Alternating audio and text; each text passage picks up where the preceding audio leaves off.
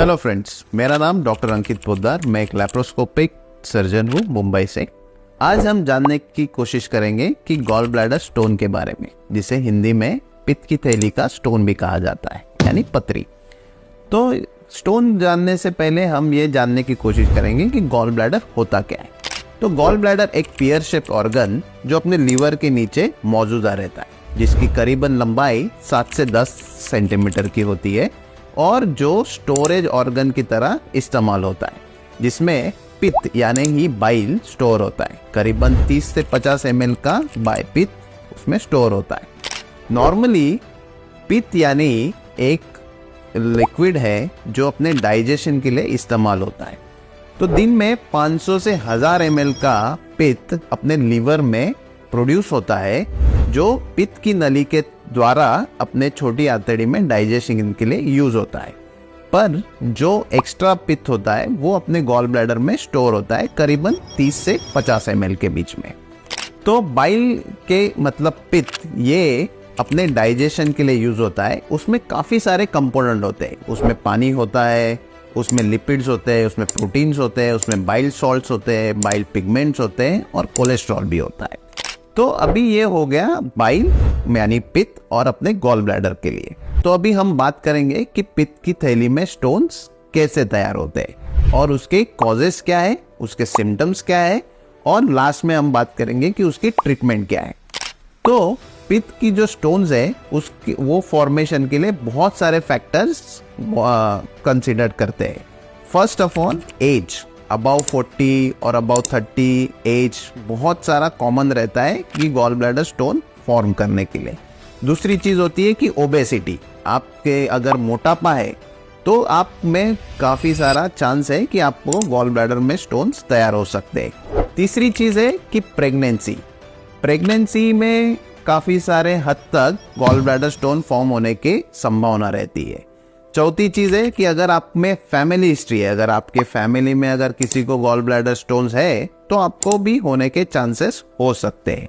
तो पित्त की स्टोन तैयार होने में ये भी जानना जरूरी है कि ये मेल में ज्यादा होता है या फीमेल में ज्यादा है। तो जो अपनी स्टडीज है उससे पता चला है कि फीमेल में ये काफी ज्यादा मात्रा में गॉल ब्लैडर स्टोन फॉर्मेशन होने के चांसेस होते हैं।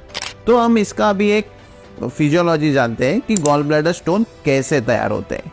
तो नॉर्मली जैसे मैंने आपको बताया कि पित्त में बहुत सारी मात्रा में कोलेस्ट्रॉल, प्रोटीन्स और लिपिड्स होते हैं।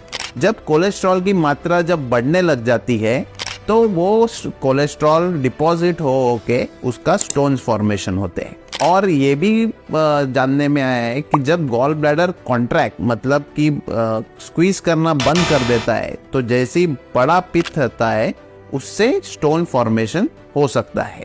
तो ये भी जानने में आया है कि जब हम काफी सारा हेवी मील यानी कि बहुत ऑयली मील्स और हेवी मील्स लेते हैं तो उन लोगों में भी गॉल ब्लैडर स्टोन होने की संभावना रहती है।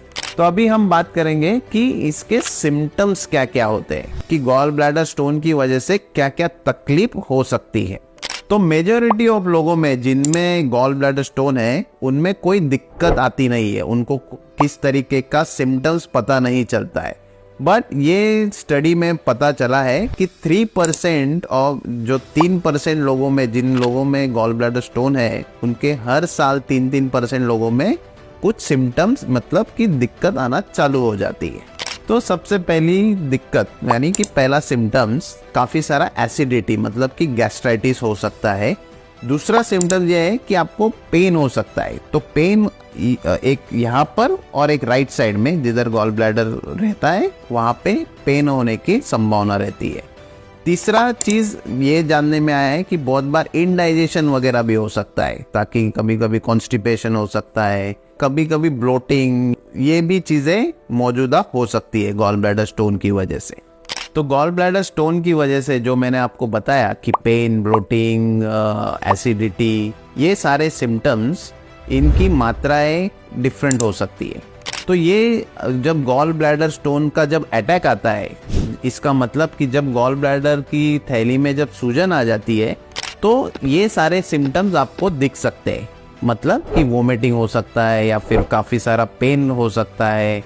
तो ये जब सब सिम्टम दिखने लग जाए तो बेटर है कि आप अपने नज़दीकी सर्जन को जाके दिखाइए। तो हम आगे की उसके इन्वेस्टिगेशन क्या करना है, उसकी ट्रीटमेंट कैसी है, उसके ऊपर हम चर्चा कर सकते हैं। तो इसके ऊपर जो इन्वेस्टिगेशन है और जो ट्रीटमेंट है वो हम बात करेंगे अगले वीडियो में। अगर आपको कोई क्वेरी है या कुछ समस्या है तो हमारे कमेंट बॉक्स में आप पोस्ट कर सकते हैं।